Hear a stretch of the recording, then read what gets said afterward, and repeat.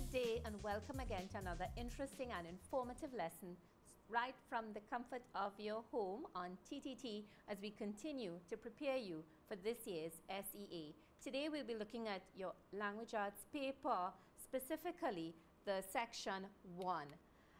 And before we continue, let me remind you, remember you can visit learn.moe.gov.tt for all your curricular needs as we continue to help our students to connect and continue learning. So, remember we're discussing section 1 in your English language arts paper. How excited are you? Let's go right ahead to the lesson. All right, remember in our section 1, we have 3 tasks to complete, and the 3 tasks total to 30 marks. Your task 1 is all about spelling, which is 12 marks. Task 2, punctuation and capitalization, 6 marks. Task 3, grammar, 12 marks. It totals to 30, so you want to get all 30 marks in this particular section. So let's go right ahead to our task 1, which is spelling. Remember, for your instructions, you must read them carefully and follow them to a T. The instructions state that you should circle the word that is spelled incorrectly and write the correct word in the box provided. I'll repeat that. Circle the word that is spelled incorrectly in each line and write the word, the correct word, in the box that is provided. So, let's go right ahead to our passage and see what we can find that's spelled incorrectly. All right, put on your detective cap. So we have our passage here. You can read with me silently as I read with you. All right. Sam habitually attends cricket practice. He is known for quickly retrieving the ball when fielding. His batting technique is characterized by graceful and fluid strokes of brilliance. It is always magical and exciting to see Sam playing cricket. Now, whilst reading, the good reader might pick out words that are spelled incorrectly right away. But sometimes we have to read it again just to make sure. So let's read it another time. Sam habitually attends cricket practice. He is known for quickly retrieving the ball when fielding. His batting technique is characterized by graceful and fluid strokes of brilliance. It is always magical and exciting to see Sam playing cricket. So, as always, we look at our first line and we look to see which words we already know that are spelt correctly, so we can eliminate those and find a word that is spelt incorrectly. So, in line number 1, we have Sam habitually attends cricket practice. Let's look at our words carefully. Right, we're looking at each word, finding the ones that we know already.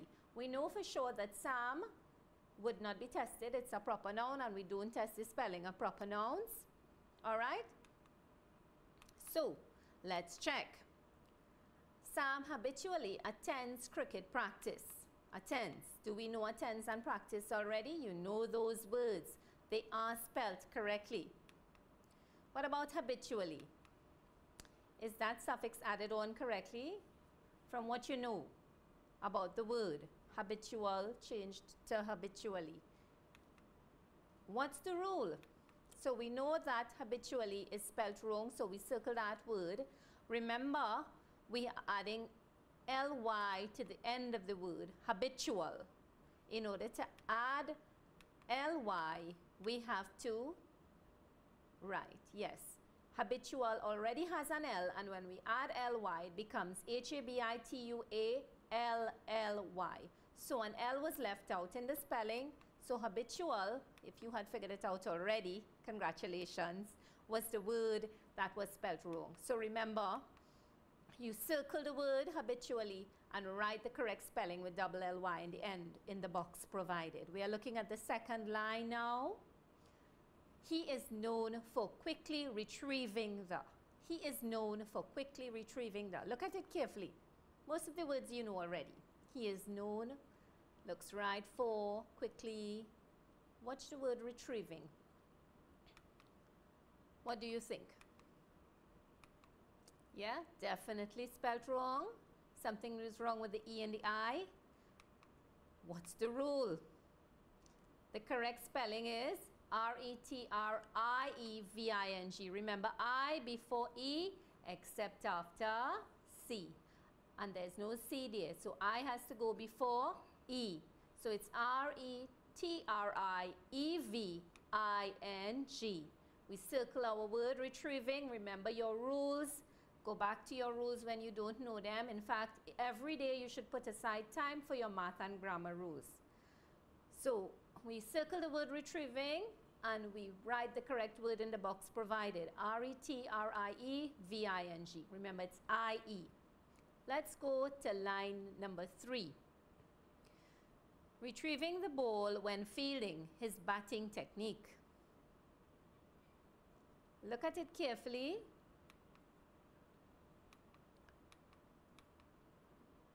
Which word do you think is spelled wrong? We know technique. You know, you look at the words that you know.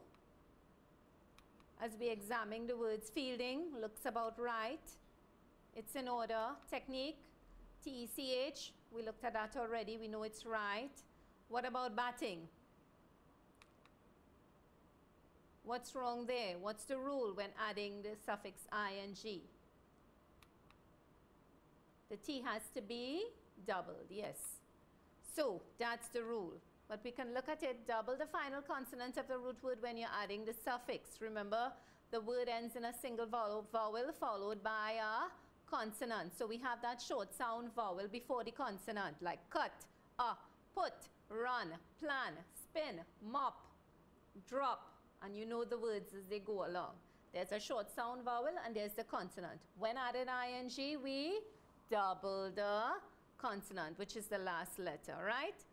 And remember, as we continue, we see the spelling here. Cutting, C-U-T-T-I-N-G, putting, P-U-T-T-I-N-G, running, R-U-N-N-I-N-G, planning, P-L-A-N-N-I-N-G, spinning, S-P-I-N-N-I-N-G. So remember, when there's a short sound vowel before the consonant of the word, we double the last letter, which is the consonant, before adding the suffix ing.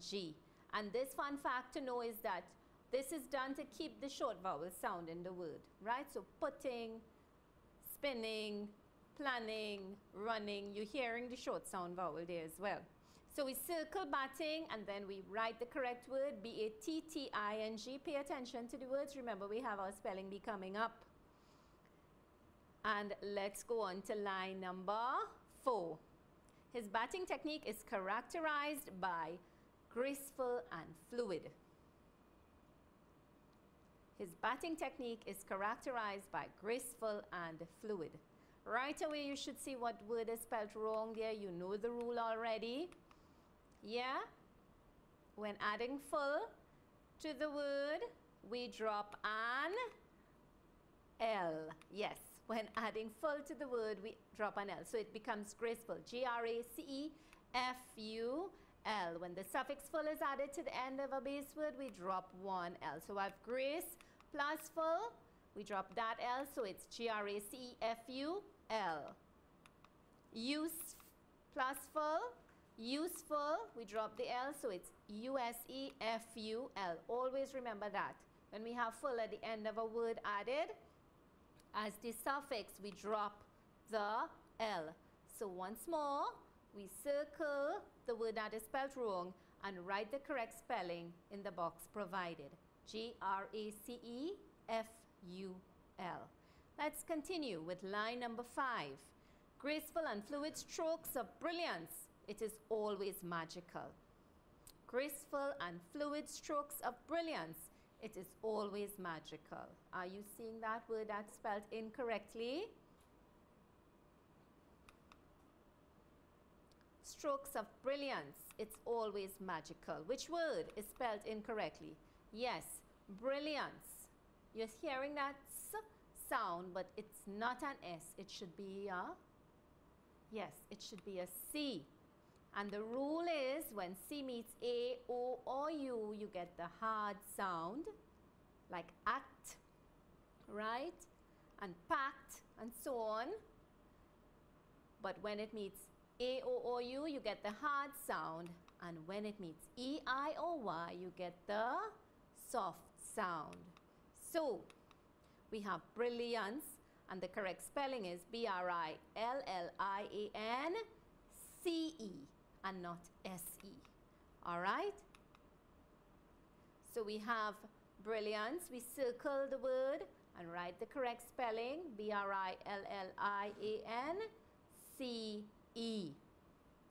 Let's go on to number 6. We're doing very well, and we're figuring out the words that are spelled incorrectly pretty quickly. And exciting to see Sam playing cricket. It's always magical and exciting to see Sam playing cricket. Now, sometimes you'll see me reading from the sentence before just to make sense of what we are reading. Right? It's always magical and exciting to see Sam playing cricket. Are you seeing the word that's spelled incorrectly already? Simple one. This is really simple. In line 6, right, as you look for that word, you find the ones that you know are spelled correctly, and to see playing cricket. Clearly, exciting has an E that we don't want there. Playing definitely is correct, right? In that suffix, we just add ing to the word play. Exciting, however, has a silent E in the end. What's the rule?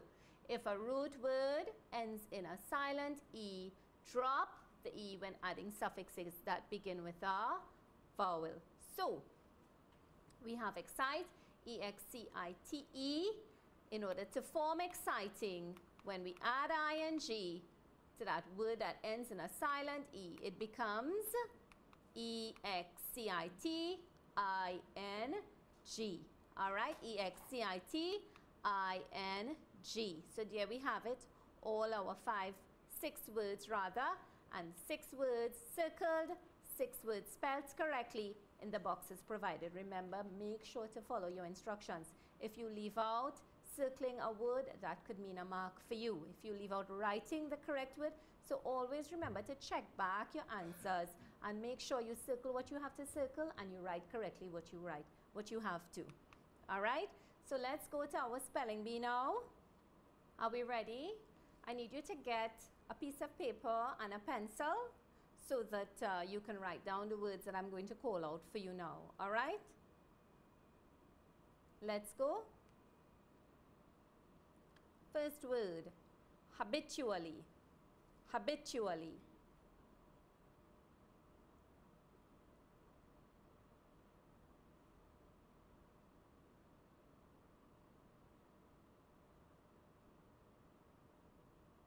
Retrieving. Retrieving.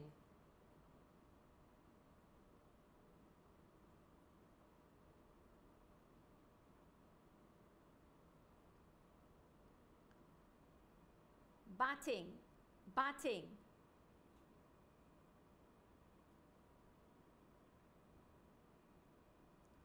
Graceful.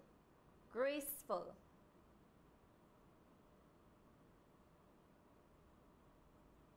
Brilliance. Brilliance.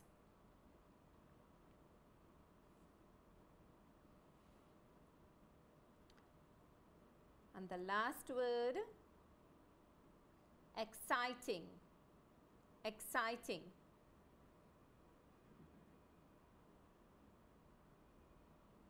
I'll call them over.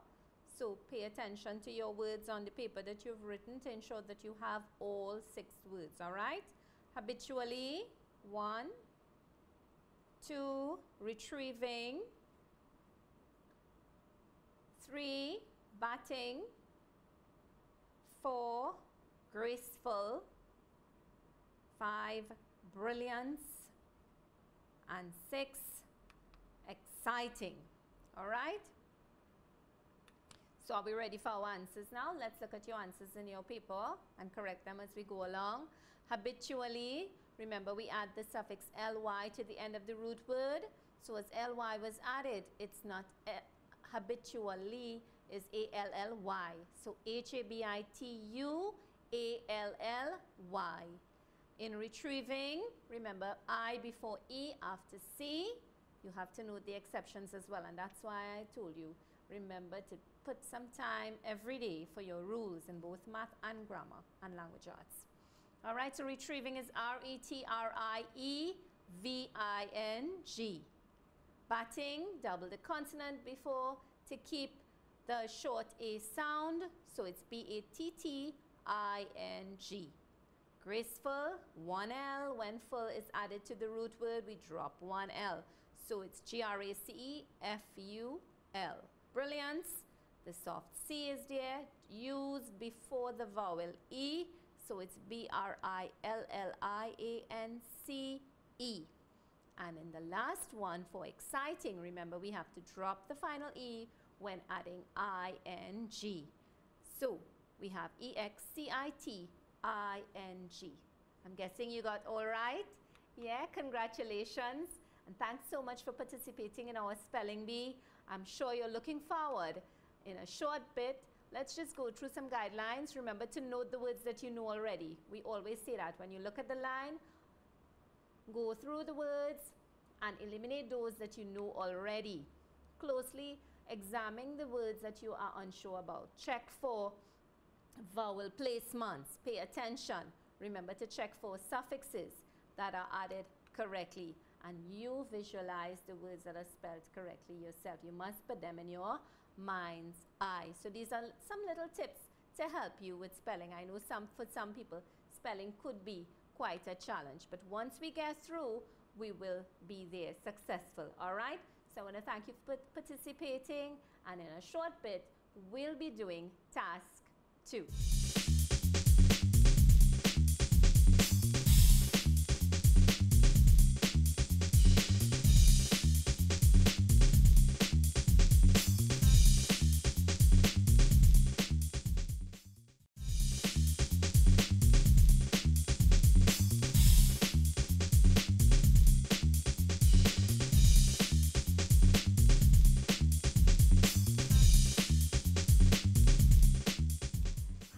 Welcome back as we continue to go through section 1 of the English Language Arts paper on TTT. Now we move on to task 2, which deals with punctuation and capitalization. These are the punctuation marks that are tested for SE. The full stop, question mark, and exclamation mark, which are your end marks. Your pause marks, which include your comma and colon. And of course other marks, which include apostrophe S, and your direct quotation marks used for the direct words of the speaker. So remember, we have instructions for each section. You must read your instructions carefully and follow them to a T. Your instructions would help you in answering your questions correctly and ensuring that you're always doing the right thing in your paper. So in the punctuation and capitalization section, there's an error in each line. When you spot that error, you are to insert the missing mark with your pencil. All right? Whether it's a missing punctuation mark or a capital letter, you have to write it in with your pencil. Remember, each line has an error. So as we move on, here are some helpful tips that you can remember to do as you do your paper. Read the passage at least twice. Check for overall punctuation. Although there's an error in each line, you need to read each sentence. Right? Remember, I was reminding you of that in the spelling a little while ago. Reading the sentence helps you figure out what you're looking at. And you may find it helpful also to read the sentence before, after the line you're examining to make sure that you're on the right track. So, let's read our passage. The Nariva Swamp is the largest and most diverse wetland in the country. Have you ever visited it? It is conveniently located on Trinidad's east coast. The swamp is home to different species of birds, parrots, blue macaws, egrets, and red-bellied macaws. The popular bush tour takes visitors through the swamp. So let's read that again. Remember to read with me, okay? The Nariva Swamp is the largest and most diverse wetland in the country. Have you ever visited it? It is conveniently located on Trinidad's east coast. The swamp is home to different species of birds, parrots, blue macaws, egrets, and red-bellied macaws. The popular bush tour takes visitors through the swamp. So I'm sure some of you already spotted some of the errors there already. Let's go through line by line and see what we can come up with. So in number 7, we have the Nariva swamp is the largest and most diverse. Are you spotting there already? The Nariva swamp, one of the swamps we have in Trinidad, together with the Caroni swamp and other wetlands including the Oropouche Lagoon. These are names of places in Trinidad. Hint, hint. So what do you think is the error there? Yes? It's the name of a place, so it has to start with a capital letter. It's a proper noun, right? So the Nariva swamp is the largest and most diverse. So we put that capital N for Nariva, right? And give it its importance as a proper noun. So the capital letter and the proper noun, a brief revision. The first letter of a proper noun must be written with a capital letter. All right? A proper noun is the specific name of a person, place, animal, or thing. And here are some examples. David, Nariva swamp, Scarlet ibis, Queen's hole. And you have names with 2 or 3 words in it. Each letter that begins the word must start with a capital letter. So the start of the word of each word must have a capital letter. Let's go on to line number 2, which is number 8 really, in our section 2, or task 2 of section 1. Wetland in the country. Have you ever visited it? It is the Nariva swamp is the largest and most diverse wetland in the country. Have you ever visited it? It is. So we have there already, you're seeing an end mark is missing because we have a capital letter in the middle of a sentence. So if we go to it in isolation, let's examine number 8. Wetland in the country. Have you ever visited it? It is so we need an end mark, either full stop, a question mark, or an exclamation mark. Right, so we already eliminate, we don't need a apostrophe, we don't need quotation marks, we don't have. So it would be a question mark, yes. Why do we put a question mark there? Because we are asking a question. Have you ever visited it? And from the time you see have you ever, you know we're asking a question. All right, so we put our question mark right before it. We know it begins the next sentence. Very good, and I know you would have figured it out yourself. So let's remember the question mark. It's used to mark the end of a sentence which asks a question. Have you ever visited it? Have sometimes gives the clue that a question is being asked. And other cue words that tells you a question is being asked. Who are we speaking about? Why are we here? Where is the pen? When are we going? How are you doing? Have you ever seen him before? Right? So these are words that help you figure out that you're asking a question. Be careful. You must read the entire sentence to determine if a question is really being asked. So we have our question mark and we move on to line 3, number 9. It is conveniently located on Trinidad's east coast. It is conveniently located on Trinidad's east coast. The swamp is home too. So right away you're probably seeing something in number 9 that you've examined. My detectives are very, very good today. Conveniently located on Trinidad's east coast. Yeah, the coast belonging to Trinidad, the east coast. So we need, yeah, we don't need a comma. What do you think we need? An exclamation mark? No. A full stop? No. Yes, we need an apostrophe to show possession.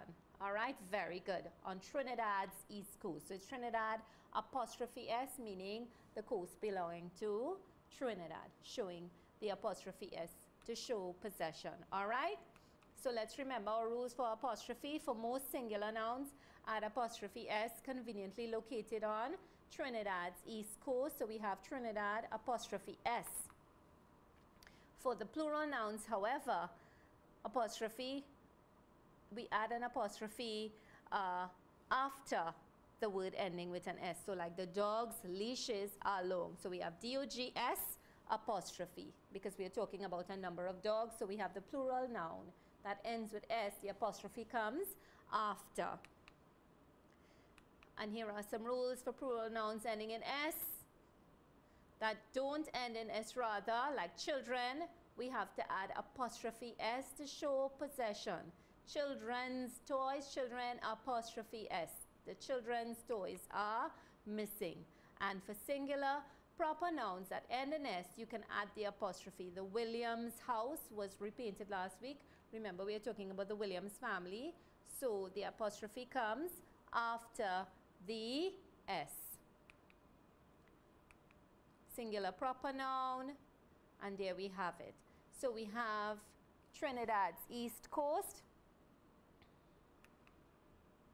We are looking now at number 10. The swamp is home to different species of birds. Parrots, blue macaws, egrets, and red-bellied macaws. The swamp is home to different species of birds. Parrots, blue macaws, egrets, and red-bellied macaws. Right away you see we have an independent clause, and after which we are explaining what kind of birds we have in the swamp. Parrots, blue macaws, egrets, and red-bellied macaws. So you know already that you're missing a pause mark, right? What pause mark are we missing? And where is it going? Yes, it's going after birds, but is it a comma or is it a colon? We have our independent clause and it's explaining what's happening after. Our independent clause stops at birds. The swamp is home to different species of birds, and then we go on to explain parrots and macaws and red-bellied macaws. Right away you know that we are missing a pause mark. It is not a comma, it is a colon. Yes, very correct. So we put in our colon after birds, and then we have our list of birds that we have in our swamp. All right, congratulations again. Remember colons, right? They come at the end of the clause, the independent clause, and they silently replace expressions like that is, which are, the following. So give a signal to pay attention to what will follow it. So the colons give that. They give a signal to explain, and the colon was the signal that explained the type of birds that belonged in the swamp or are in the swamp. So don't use a colon immediately after phrases like that is, such as including, and that would be redundant. It's like you're saying the same thing twice. My friend has many pets, including colon, dogs, cats, and fishes. That's the same as saying my friend has many pets, including dogs, cats, and fishes. All right, we say my friend has many pets, colon, dogs, cats, and fishes. And you see how good it is. You really understand. So including is implied there when we have the colon. So we put in our colon after birds in our passage, and we move on to number 11. So after the colon, we have the type of birds that are in the swamp: parrots, blue macaws, egrets, and red-bellied macaws. The parrots, blue macaws, egrets, and red-bellied macaws. So here we have a list of birds that are in the swamp, but there's nothing separating the list.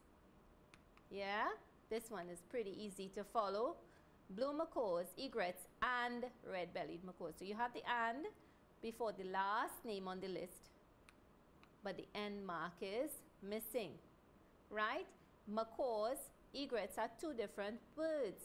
We can't have them together, right? It's not one bird. Those are two birds. So we must separate them with a comma. Yes, we must separate them with a comma. The comma is a separating device, as you know, and we use commas to separate lists. She bought mangoes, bananas, oranges, and plums yesterday. Note where the commas are, and the word and is used before the last name of the list. The principal, teachers, students, and clerical staff reported to school soon. The vendor had red fish, kingfish, and shark. There's no need to put a comma before the word and. So we put in our comma after macaws to separate the two birds, macaws, egrets, and red-bellied macaws. We move on to number 12. We're almost finished with this task. The popular bush tour takes visitors through the swamp. The popular bush tour takes visitors through the swamp. Are you seeing the error there? You are seeing close quotation marks, but you're not seeing open quotation marks. So right away you know that the open quotation is missing. But where is it going? Where is it going? Popular bush tour takes people through the swamp. Popular bush tour takes people through the swamp. What takes people through the swamp? The bush tour. The name of the tour is the bush tour, and it's a popular one. All right? So, therefore, the name that we are speaking of, the special name of the tour, is the bush tour. So, clearly, the open quotation is going before bush tour. All right? To name the tour. We're getting really good at this, aren't we? Yes. So, the popular bush tour takes people through the swamp. Congratulations. And as we go through, remember, popular bush tour takes people through the swamp. Let's just go through open and close quotation. Quotation marks are used to enclose the specific names of an event or activity, right? Quoted in. The quote is usually capitalized. An event or activity, a special name, the name of a book, etc. So the hint was, right, always check that both the open and closed quotation marks are present. Remember, I told you at the beginning, the closed marks were present, but we're not seeing the open ones. So if we see closed quotation, it means that an open quotation is missing from somewhere, obviously. And it was before bush tour, as we said. Bush tour is the special name of the tour that takes visitors through the swamp. I hope you take that bush tour sometime soon. All right, so let's go through the Nariva swamp, capital N. For Nariva, it's a proper noun. Have you ever visited it? The question mark was missing in number 8. In Trinidad's east coast, that apostrophe was missing to denote possession. And then we have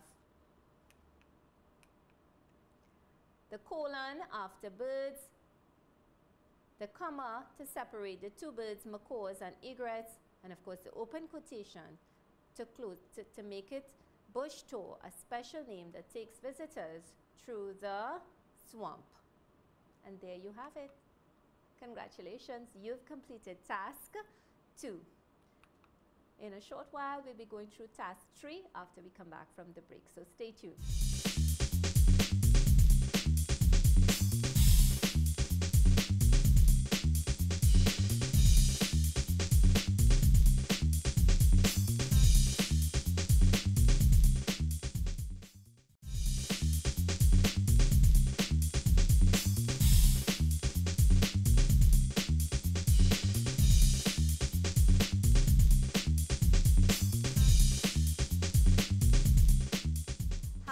Welcome back to this beautiful session on section 1 of your English Language Arts paper. We are continuing with task 3, which involves the section of grammar. So let's look at our instructions once more. Remember, in this section you have a passage and each line has one grammatical error. Each line has one grammatical error. You are to circle that error and write the correct form of the word in the box provided. I'll repeat that. Circle the error and write the correct form of the word in the box that is provided. Right? Circle the error, write the correct form of the word in the box provided. Here are some helpful tips to help you figure out what you're doing when you're reading the passage. Read the passage at least twice. Check for overall verb tense. This helps you figure out when the passage is taking place, and sometimes the verb is wrong and you can figure out, well, okay, the verb has to change to past tense, present tense, so what you might have. Although there's one error per line, you'll need to read each sentence, all right? And you may find it also helpful to read the sentence before and after the line that you're looking at, right? The one that you're examining. So let's go straight to the passage. Read with me. Nick, as well as his father, like nature. They go frequently to the swamp but observe the animals. Nick once saw a school of geese. There was a large black geese between them, which caught Nick's attention. It was the larger one of them all.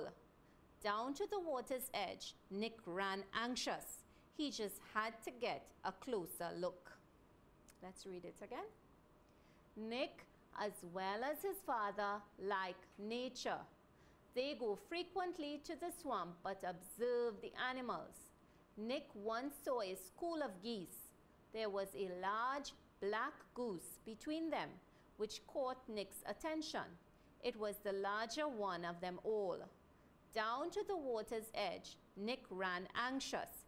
He just had to get a closer look. So let's take a closer look at this passage line by line and go through, and we can figure out the grammar errors that we have and write them down in the box that are provided, the boxes that are provided. So in number 13 we have Nick, as well as his father, like nature. They go frequently. Have you figured out what is wrong with that sentence? Yes, the word like is wrong, and why? A singular verb, a singular subject takes a verb that has an S. A singular subject takes a verb that has an S, or rather a singular verb. But in this case, how do you know it's a singular subject? We have Nick as well as his father. That could kind of confuse you a bit. You have to know the rules, right? What does the verb like agree with? Is as well as a parenthetical phrase?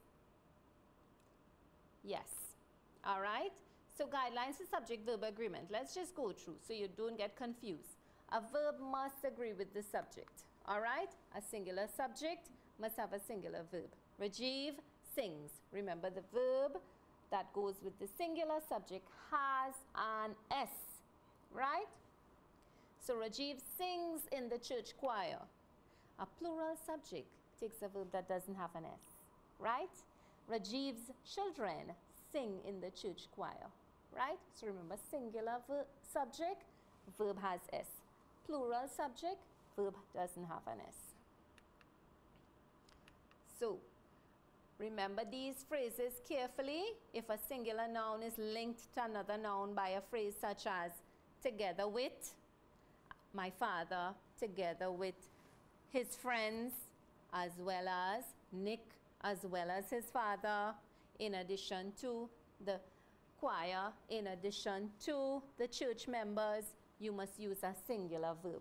So remember these phrases. Look at them carefully. Together with, as well as, in addition to. When they are linked to a noun just before them, the verb is singular. All right? The verb is singular, but remember the noun also has to be singular as well, right?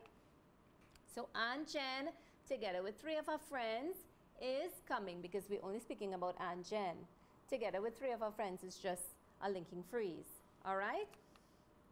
Lee, as well as his friends, plays tennis daily. Lee is the noun that we're looking at, and it's singular. As well as his friends is just the phrase that goes after it. So we're not looking at that. We're looking at Lee, right? So Lee plays tennis daily. Basketball, in addition to tennis, has become part of the curriculum. We're only speaking about basketball. In addition to tennis, it's just a linking phrase with that noun. All right? So let's go to number 13. We have Nick as well as his father. That should be what? Yes, Nick. The subject is singular. We just went through that. So it has to take a verb that has an S. Nick, as well as his father, likes nature. All right? Nick, as well as his father, likes nature. So we circle the word like and we write likes in the box that is provided. They go frequently to the swamp but observe the animals. Nick once saw a school of geese. They go frequently to the swamp but observe the animals. Something sounds off there. Definitely our conjunction. They go frequently to the swamp and observe the animals. So you must know which conjunction to use where. All right? They go frequently to the swamp and observe the animals. So and would be the correct choice, right? And I know that and but can be confusing, and means also added to, right? Please speak slowly and clearly, right? So we are adding on. When you're adding on, you use and. But is used to introduce something new or different. Example, I want to go, but I have to walk, right? I have swimming class today, but it's raining outside. So when you're introducing something new or different, you use but. So we circle the word but and we put the correct conjunction and in the box provided. Nick once saw a school of geese. There was a large black goose. Clearly something is wrong there. What is the collective noun for geese? Is it school? I know school of fishes. So here's where you have to know your collective nouns really well. And the only way you will know them well is if you learn them by heart, all right? So you have time at home to learn. Take some time to revise and learn things as much as you can. So there is a collective noun here, school of geese, but do we say school of geese? No. What's the correct word? A gaggle of geese, a flock of geese. The correct word is a gaggle of geese or a flock of geese. So there you have it. Right? A collective noun is the word used to represent a group of people, animals, or things. All right? And you have many examples written down. Here are some. A flock of birds, an army of ants, a pride of lions, a class of students, a gang of thieves, a company of dancers, a pack of cards, a fleet of ships, a bouquet of flowers. You have lists upon lists, and I'm sure that you know them already, but it's good to review them so that you remember them, because sometimes you can confuse the collective nouns. So it's a flock or gaggle of geese. We circle the word school and put the correct thing in the box provided. There was a large black goose, as we move on to number 16, between them, which caught Nick's attention. There was a black goose between them, which caught Nick's attention. Remember, it's a group of geese, huh? So we're talking about a group. So we have to use the correct terms in our sentences that follow, that denote a group of geese. So if we are talking about many geese, right, would we use between or among? How do we use between or among? Between there is definitely wrong. What's the rule? Remember, between we use when referring to two things that are separated clearly, right? Example, our home is between the mountain and the sea. And among is used when referring to things that are not clearly separated because they are part of a group, right? The ancient fountain was hidden among the ruins. So there you have it. So we're talking about a gaggle of geese, and because of that, we can't say between them, which caught Nick's attention. We have to say among them, which caught Nick's attention. All right? So know when to use the correct word. Use among because the goose is part of a group. Right. So we have between circled and the correct word among written in the box provided. Let's continue with number 17. It was the larger one of them all, down to the water's edge. Here again, we're talking about more than one, and we have to use the correct terminology. Yeah, it was the larger one of them all, down to the water's edge. In number 17, because we're talking about more than one. We're comparing all the geese. Would we use larger? No. The size of the black goose is compared to that of the other geese, all the other geese in the group. So we have to use, since more than two things are being compared, larger has to be changed, yes, to the superlative form. So it's not the larger one of them all, but rather the largest one of them all, down to the water's edge. So the larger one of them all is wrong. We have to use the term largest. So we circle larger and we write the correct term, largest. You see how knowing what's happening in the whole passage helps you to figure out what's wrong in each line. You must understand the passage to know this. Right? So we have larger circled, largest written, and we go on to our last question, number 18. Nick ran anxious. He just had to get a closer look. Nick ran anxious. He just had to get a closer look. How did he run? Or how did he run rather? Yeah? He just had to get a closer look. What's the error here? Yes. You cannot run anxious, because we're using an adverb. It has to end with, yeah, it has to end with ly, right? We must read the entire sentence.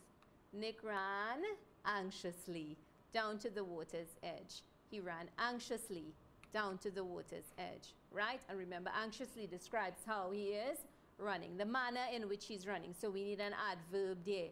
You must know your parts of speech and how you're using them precisely in order to know this as well. All right, so an adverb is needed. So whether we have an adjective or an adverb, which an adjective describes nouns and pronouns. Lisa's house is spacious and beautiful, right?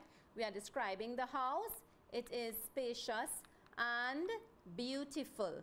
Two words that describe the noun house. So these are adjective. An adjective is used to describe a noun or pronoun, a naming word, right? An adverb modifies or changes a verb, adjectives and other adverbs. And we went through this already, but we'll go through it again. Nick ran anxiously, right? The verb is ran. And how did he run?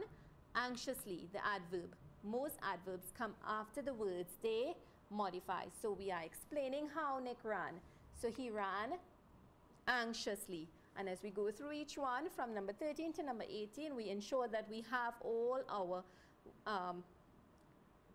errors circled in each line. So we have like circled, the word likes in the box. But circled, the wrong conjunction, we put and, we make sure we have and. School is circled because that's the wrong collective noun, and we have the right one written, flock or gaggle. Any one will do. You don't have to write both. Between circle, because we don't use between when we are comparing a whole set of geese. So we use the word among because we are using a group.